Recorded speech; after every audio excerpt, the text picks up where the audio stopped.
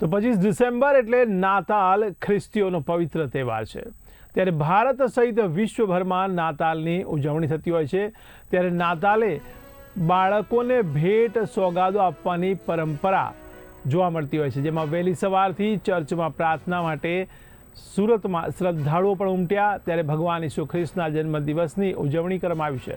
તો સુરતના ચોક બજાર સ્થિત ઐતિહાસિક CNI ચર્ચમાં વિશેષ ઉજવણી થઈ। લોકોની સલામતી અને સુખ શાંતિ માટે પ્રાર્થના કરવામાં આવી। ઈસુ ખ્રિસ્તના બલિદાન અને જીવન ચરિત્રનું પણ સ્મરણ કરવામાં આવ્યું।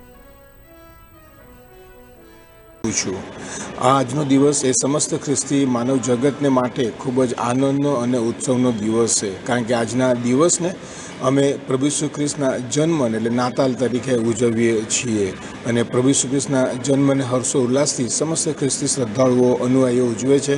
આજના દિવસે તેઓ પ્રભુ મંદિરમાં જઈને આરાધના કરશે, પ્રાર્થના કરશે, પ્રભુના વચનોનું મનન કરશે અને એકબીજાને મળીને આનંદથી ઉમંગથી પ્રભુ ઈસુ ખ્રિસ્તના જન્મની વધામણી આપશે। પ્રભુ ઈસુ ખ્રિસ્તનો જન્મ પૃથ્વી પર એ ખૂબ જ અદ્ભુત છે અને વિશેષ કરીને ઈશ્વર હોવા છતાં માનવ દેહ ધારણ કરીને તેઓ આ પૃથ્વી પર આવ્યા કે સમસ્ત જગતના લોકોને શાંતિ, કરુણા, પ્રેમનો, એકતાનો સંદેશો આપે, ધારણ આપે, મોક્ષ આપે, પાપોની માફી આપે।